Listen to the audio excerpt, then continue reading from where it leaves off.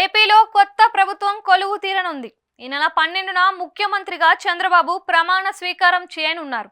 ఆయనతో పాటుగా కొత్త మంత్రివర్గం ప్రమాణ స్వీకారం చేయనుంది. ఈసారి మంత్రివర్గంలో పవన్, లోకేష్ చేరిక పైన కొంత సస్పెన్స్ కొనసాగుతుంది. పవన్ తాను కేబినెట్లో చేరకుండా తన పార్టీ వారికి అవకాశం కల్పించాలనే ఆలోచనలో ఉన్నారు.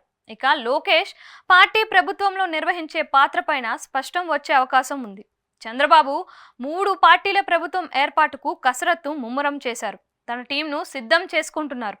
3 పార్టీలతోనూ చర్చలు చేసి తన మంత్రివర్గానికి తుది రూపు ఇవ్వనున్నారు. అధికారుల విషయంలో ఆచితూచి వ్యవహరిస్తున్నారు. మంత్రివర్గం కూర్పులో ప్రాంతీయ సామాజిక సమీకరణాలకు ప్రాధాన్యత ఇస్తున్నారు. అయితే పవన్ కళ్యాణ్ ప్రభుత్వంలో చేరితే ఉప ముఖ్యమంత్రి హోదాలో కీలక శాఖ ఇవ్వాలి అనేది చంద్రబాబు ఆలోచన. కానీ ఇప్పటి వరకు పవన్ మంత్రి అవుతారా లేదా అనేది స్పష్టత లేదు. ప్రధానిగా మోదీ ప్రమాణ స్వీకారం తరువాతనే ఈ విషయంపై క్లారిటీ రానుంది. ఇక నారా లోకేష్ బాధ్యతలు ఏంటి అనేది పార్టీలో చర్చ సాగుతోంది. లోకేష్ ఈసారి మంత్రివర్గంలో చేరకుండా ప్రభుత్వం పార్టీకి అనుసంధానకర్తగా వ్యవహరిస్తారని పార్టీలో చర్చ సాగింది. కానీ లోకేష్ను మంత్రివర్గంలోకి తీసుకోవాలని చంద్రబాబు నిర్ణయించారు.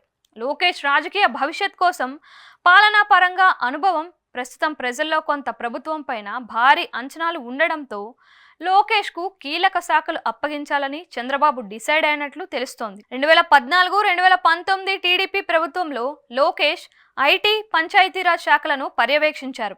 అధికారంలోకి వస్తే కొత్త కంపెనీలు, ఉపాధి కల్పిస్తామని టీడీపీ హామీ ఇచ్చింది. దీంతో లోకేష్కు తిరిగి ఐటీతో పాటుగా పంచాయతీరాజ్ లేదా మున్సిపల్ శాఖల్లో ఒకటి అప్పగించే ఛాన్స్ ఉంది.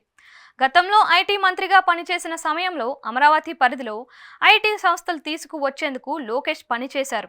ఇక అమరావతి నిర్మాణం ఈసారి ముఖ్యమైన లక్ష్యం కావటంతో ఈ బాధ్యతలు సైతం లోకేష్కు అప్పగిస్తారు అని భావిస్తున్నారు. గతంలో అమరావతి బాధ్యతలను నారాయణ పర్యవేక్షించేవారు. దీంతో లోకేష్ మంత్రివర్గంలో చేరటం ఖాయమైన పవన్ చేరిక పైన స్పష్టత వచ్చిన తరువాతనే ఈ ఇద్దరికి ప్రాధాన్యత, శాఖల కేటాయింపు పైన చంద్రబాబు నిర్ణయం తీసుకోనున్నారు.